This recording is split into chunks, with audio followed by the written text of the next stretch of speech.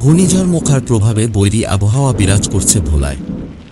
আজ শনিবার সকাল থেকেই আকাশ মেঘাচ্ছন্ন অবস্থায় থমথমে আবহাওয়া বিরাজ করছে। তবে সন্ধ্যা পর্যন্ত সদর উপজেলা কোনো বৃষ্টিপাত বা ঝড়ো বাতাস হয়নি। ভোলার সাগর মোহনার বিচ্ছিন্ন চরগুলোতে থেমে থেমে বৃষ্টিসহ হালকা বাতাস হওয়ার খবর পাওয়া গেছে। বিশেষ করে চরফ্যাশনের ঢালচর, চরনিজাম, মনপুরা, কুকরিমুকুরি, চরপাতিলায় শুক্রবার রাত থেকেই বৈরী আবহাওয়া বিরাজ করছে। ঘূর্ণিঝড়ের সতর্ক সংকেত বেড়ে যাওয়ায় ভোলার দুর্গম চরাঞ্চল ও নদীর তীরবর্তী এলাকার মানুষের মাঝে আতঙ্ক দেখা দিয়েছে। ভোলার সাগর মোহনার চর কুকরিমুকুরি ইউনিয়ন পরিষদের সচিব মোকাম্মেল হোসেন জানান, তাদের সেখানে 2টি আশ্রয় কেন্দ্র রয়েছে। পাশাপাশি শিক্ষা প্রতিষ্ঠানগুলোকেও আশ্রয় কেন্দ্র হিসেবে ব্যবহারের জন্য প্রস্তুত রাখা হয়েছে। সাগর মোহনার ঢালচর ইউনিয়নের চেয়ারম্যান আব্দুস সালাম জানান, তার সেখানে 10 থেকে 12 হাজার লোকের বসবাস। তবে সেখানে কোনো আশ্রয় কেন্দ্র নেই। এতে করে সেখানকার মানুষ চরম আতঙ্কে রয়েছে।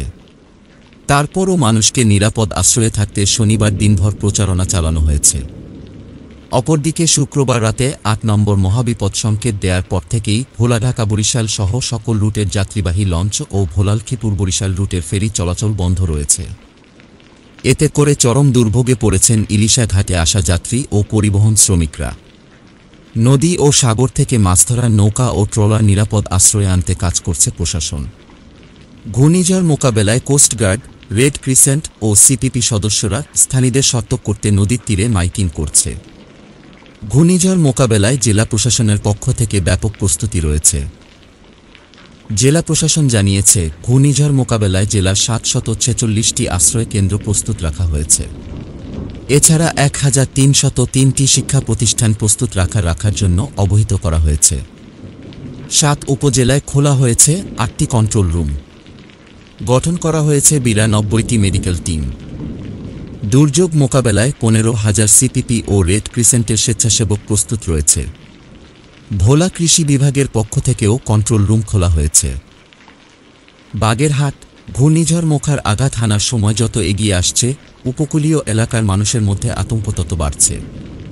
সেই সঙ্গে জেলা উপজেলা প্রশাসন সহ সরকারি বেসরকারি বিভিন্ন দপ্তরের তৎপরতাও বাড়ছে। সাধারণ জনগণকে ঘূর্ণিঝড় মোখার ভয়াবহতা জানানো, সতর্ক করা এবং সঠিক সময়ে আশ্রয়কেন্দ্রে যাওয়ার জন্য অনুরোধ করে মাইকিং করা হচ্ছে।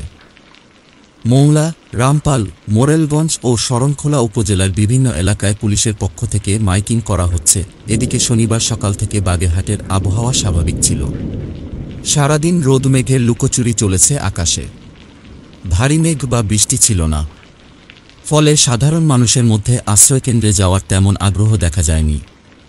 পুলিশের পক্ষ থেকে পশুর নদীর মামারঘাট, পৌর শহর সহ বিভিন্ন এলাকায় মাইকিং করা হয়েছে বলে জানিয়েছেন মোংলা থানার ভারপ্রাপ্ত কর্মকর্তা ওসি মোহাম্মদ শামসুদ্দিন। তিনি বলেন, সমুদ্র তীরবর্তী এলাকা হওয়ায় মোংলা উপজেলার মানুষ ঝড় জলোচ্ছ্বাস মোকাবিলা করে বেঁচে থাকেন, যার কারণে এই এলাকার মানুষ বাড়িঘর ছেড়ে নিরাপদ আশ্রয়ে যেতে চায় না।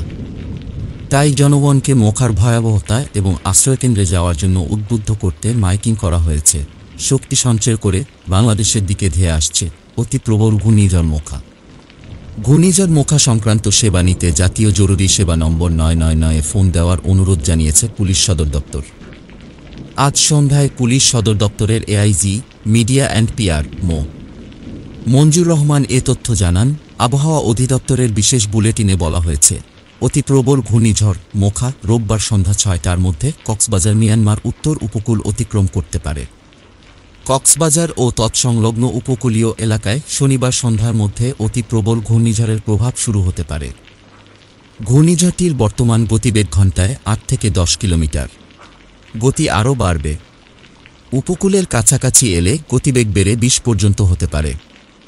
চিত্রাঙের সময় উপকূলে আঘাত হানার গতিবেগ ছিল 56 কিলোমিটার। মোখা উপকূলে এলে এর গতি 15 থেকে 20 কিলোমিটারের মধ্যে চলে আসবে। 600 কিলোমিটার দূরে থাকলেও আগামী 24 ঘণ্টার মধ্যে এটি অতিক্রম করবে।